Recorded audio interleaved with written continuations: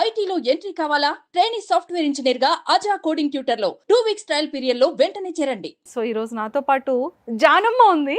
So జానమ్మతో మాట్లాడి చాలా చాలా విషయాలు తెలుసుకుందాం. హాయ్ జాను. హాయ్ అక్క. సో ఎలా ఉన్నావు?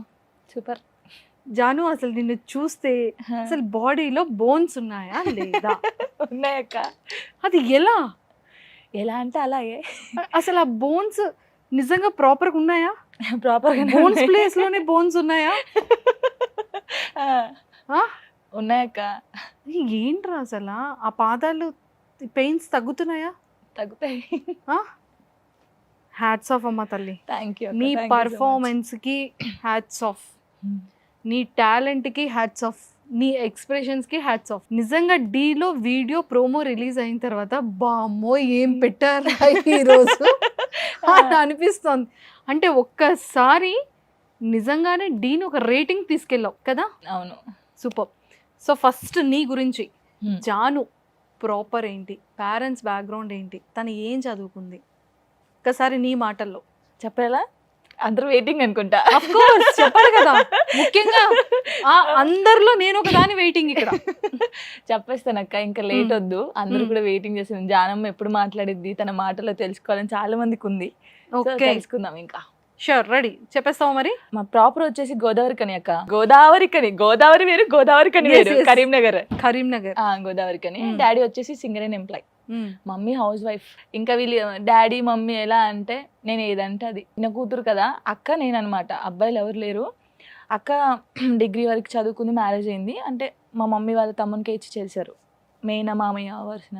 నేనంటే 10th వరకే చదువుకున్నాను అక్క, నేను ఎక్కువ చదువుకోలేదు. కరీంనగర్లోనే గోదావరి కనిలో చదువుకున్నాను. 18 లైన్ కాలనీ అని ఉంటుంది గోదావరి కనిలో, అక్కడే. ఏంటంటే ఎక్కువ డాన్స్, నాకు చిన్నప్పటి నుంచి డాన్స్ చేయాలి ఇదే ఉండిద్ది. అంటే చదువుకోండి అబ్బా, నేను స్కూల్కి పోయి కూడా ఇంటర్వెల్లో ఇంటికి వచ్చేసేదాన్ని బుక్స్ పట్టుకొని, ఎప్పుడు డాన్స్ క్లాస్ టైం అయితే వెళ్ళిపోదాం అని చెప్పేసి. మా డాడీ ఇంక ఇది చదవదు, దీన్ని డాన్స్ క్లాస్లో దింపేస్తాను అని చెప్పి మా డాడీ నన్ను డాన్స్ క్లాస్లో దింపాడు ఫస్ట్. ఓకే. దింపిన తర్వాత నేను నేర్చుకుంటుంటే కాంపిటీషన్ చేస్తాం కదా, ఇప్పుడు అబ్బాయిలు ఉంటారు, అబ్బాయిల మధ్యలో మనం ఉండి చేయాలి, లిఫ్టింగ్ చేస్తారు, అలా చేస్తారు. అప్పుడు మా డాడీకి ఏం చెప్పేవాళ్ళంటే, ఎందుకు అబ్బాయి మధ్యలో చేస్తుంది మీ అమ్మాయి అని చెప్పేసి డాడీకి చెప్పేవాళ్ళు. అప్పుడు డాడీ అసలు డాన్స్ వద్దు, ఏమొద్దు అని చెప్పేసి నేను ఇంట్లో కూర్చోబెట్టాడు. అప్పుడు నేను ఆట నడుస్తుంది, ఆట ఛాలెంజ్లో నడుస్తుంటే సైడ్ డాన్సర్ గా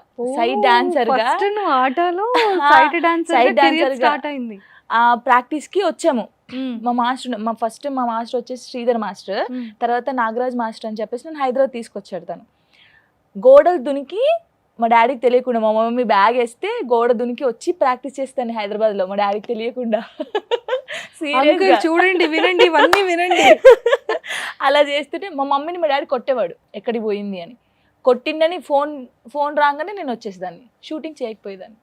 అలాగే 3 times అయింది. పాప మా మమ్మీ నా కోసం బాగా దెబ్బలు తిందిలే. అలా అయింది. ఇంకా ఏదైనా కానీ అని, డాడీ నేను డాన్స్ తప్ప ఇంకేం చేయను, నాకు చదువు రాదు, అస్సలకే రాదు. మనిషికి ఏదో ఒక టాలెంట్ ఉంటుంది కానీ నాకు డాన్స్ ఉంది డాడీ, నేను డాన్స్ తప్ప ఇంకేం చేయలేను ఫిక్స్ అయ్యి చెప్పేశాను. ఇంకా ఆయన కూడా సరే ఇంకా కానీ అని చెప్పాడు. ఇంకా అప్పటి నుంచి స్టార్ట్ ఈవెంట్స్ చేసేదాన్ని. ఇప్పుడు పెళ్ళిళ్ళలో వెల్కమ్ డాన్స్ ఉంది, ఆ డాన్స్తో స్టార్ట్ అయింది నా లైఫ్. ఓకే. వెల్కమ్ డాన్స్ మన కరీంనగర్లో ప్రసాద్ అని చెప్పేసి అన్న ఉంటాడు, ఈవెంట్ ఆర్గనైజర్. తను చాలా మంచి లైఫ్ ఇచ్చాడు నాకు. మార్నింగ్ ఈవినింగ్ చేసేదాన్ని నేను ఈవెంట్స్. అలా ఈవెంట్స్ చేస్తుంటే ఒకరికి నా డాన్స్ నచ్చి అప్పుడు యూట్యూబ్లోకి తీసుకున్నారు. ఎవరు?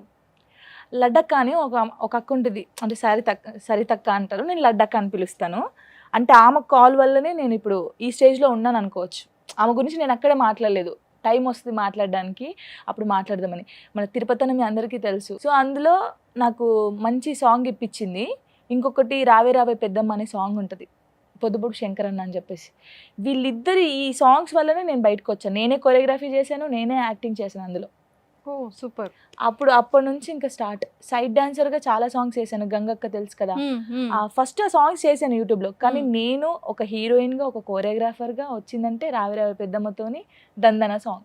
ఇది మీ అందరికీ తెలుసు, దందన సాంగ్. ఇదంతా సూపర్ అండి. ఈ రోజు జాను కెరియర్ ని ఒక యూటర్న్ చేయించేశారు. అవును. సో అలాగా కెరియర్ స్టార్ట్ అయిపోయింది. ఇంకా ఫస్ట్ అంటే ఈవెంట్స్ ఆర్గనైజ్ చేసేటప్పుడు నువ్వు డాన్స్ పర్ఫార్మెన్స్ కి నీ స్టార్టింగ్ ఇన్కమ్ ఎలా ఉండేది? అంటే అప్పటికి నాకు మ్యారేజ్ అయిపోయింది అక్క. అవును, అయిపోయింది ఇంకా 10th క్లాస్ ఎగ్జామ్స్ అయిపోయినాయి, రాసేసాను. యాక్చువల్లీ నాకు 16 ఇయర్స్లో మ్యారేజ్ అయిందనమాట. అప్పుడైతే మ్యారేజ్ కోసము ఏజ్ ఉండాలి కదా, 18 ఇయర్స్కి అప్పుడు పెళ్ళి కావాలి కదా, ఆధార్ కార్డ్ చేంజ్ చేయించుకొని వెళ్ళి పెళ్లి చేసేసుకున్నా. మా డాడీ చూస్తాడు ఇప్పుడు ఇది. అంటే అయిపోయిన తర్వాత డాడీకి తెలుసు. అలా చేసుకున్న తర్వాత అప్పుడు ఈవెంట్ స్టార్ట్ చేశాను. ఆఫ్టర్ మ్యారేజ్ తర్వాత ఓకే ఓకే ఇంకా మార్నింగ్ మ్యారేజ్ ఉంటుంది, ఈవినింగ్ రిసెప్షన్ ఉంటుంది. అలా డే అంటే మార్నింగ్ ఈవినింగ్ మంత్లీకి అప్పుడే 70,000-80,000 సంపాదించేదాన్ని పర్ మంత్. బా సూపర్. 2013-14 టైంలో. నీ మ్యారేజ్ ఎప్పుడైంది? 13లో అయింది. 2013. 14లో లిరిగాడు పుట్టేశాడు. 1 ఇయర్లోనే. 1 ఇయర్లో పుట్టేశాడు. Okay okay. ఇంకా వాని కోసం కష్టపడాం. సో అయితే అంటే కెరియర్ అండ్ లైఫ్ రెండు ఒకేసారి స్టార్ట్ అయింది. ఒకటేసారి 2013 నీ లైఫ్ ని చేంజ్ చేసేసింది. చేంజా చాలా చేంజ్ అయిపోయింది అక్క. తొందరపడ్డావు అనిపించలేదా? అంతే ఇప్పుడు అనిపిస్తుంది. అంటే అప్పుడు లేదు కదా అక్క, అంత ఆలోచించే మైండ్ లేదు.